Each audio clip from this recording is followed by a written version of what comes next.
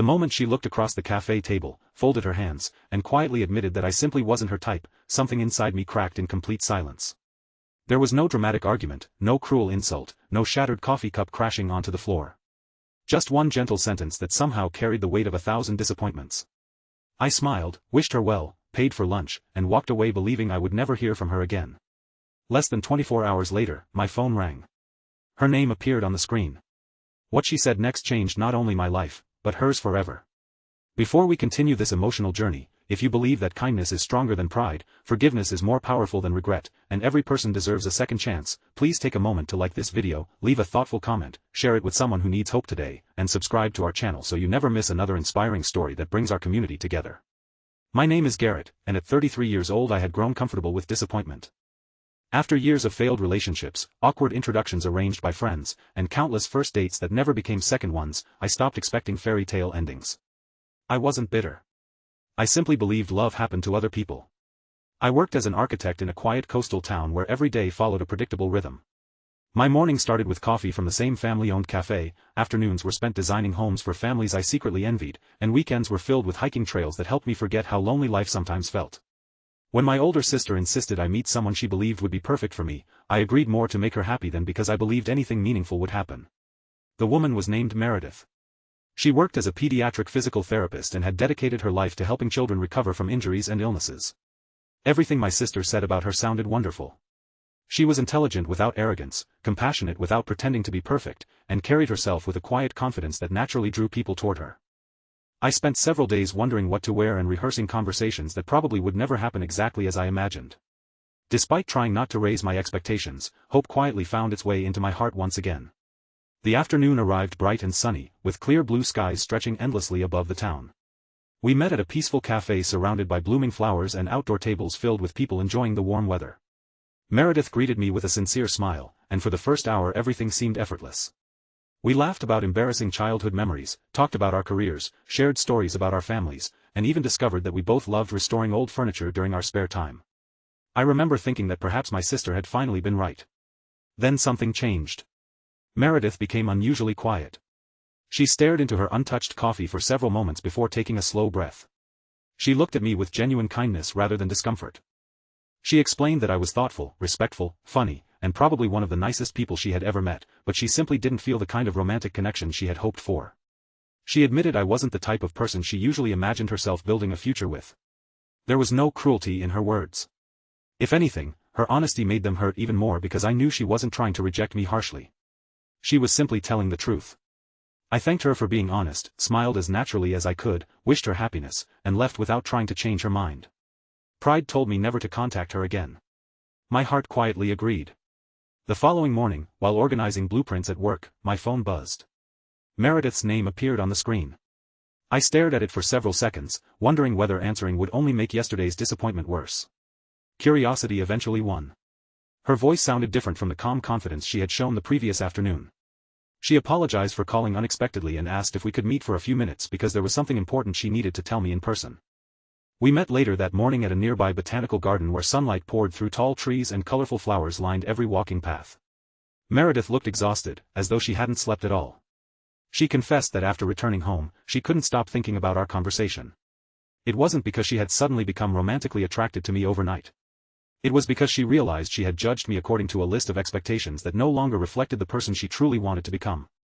She admitted that every relationship she had chosen based on excitement, appearance, or chemistry had ended with heartbreak. She had become so attached to a fictional image of her ideal partner that she nearly overlooked someone whose character genuinely made her feel safe and respected. She wasn't asking for another chance because she felt guilty. She was asking because she wanted the opportunity to know me without allowing unrealistic expectations to make the decision for her. Most people would have accepted immediately, believing they had somehow won. Instead, I hesitated. Trust is difficult to rebuild even when it hasn't completely broken. I told Meredith that I appreciated her honesty but couldn't promise anything. If we tried again, it had to be because we were both willing to discover who the other person truly was, not because either of us feared being alone. Over the following weeks we spent many afternoons together. We volunteered at a community food bank, visited local museums, walked through parks filled with families enjoying sunny weekends, and discovered countless little things about one another that never appear on dating profiles. Meredith laughed loudly whenever she genuinely found something funny, collected old postcards from places she had never visited, and secretly cried whenever one of her young patients reached a milestone after months of difficult therapy. I learned that beneath her confidence lived someone who constantly questioned whether she was enough for the people she cared about. She learned things about me too. She discovered that I quietly paid for strangers' meals whenever I noticed someone counting coins at the register. She found out that I designed affordable housing projects because my own parents had struggled financially for years. She realized I wasn't trying to impress anyone. I simply believed small acts of kindness made ordinary days meaningful. Just as our friendship slowly transformed into something deeper, life interrupted with unexpected force. Meredith's father suffered a severe stroke during a family picnic. Although he survived, the road toward recovery would require months of rehabilitation. Meredith suddenly became responsible for helping her mother manage appointments, financial concerns, and emotional exhaustion while continuing her demanding career. The stress became overwhelming.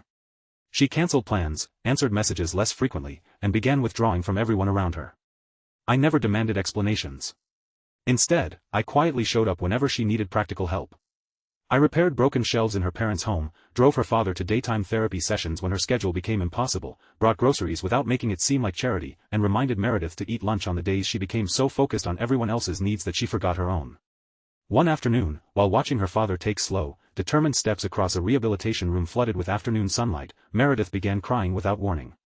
They weren't tears of sadness alone. They were the release of months spent carrying responsibilities that felt too heavy for one person. She admitted she had spent years searching for someone exciting enough to make her heart race, never realizing that true love often feels less like fireworks and more like finding someone willing to help carry burdens they never created. Those words stayed with me long after that day ended.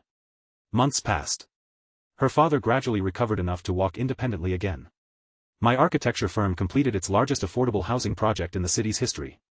Life slowly settled into something peaceful. We celebrated ordinary victories instead of chasing extraordinary fantasies.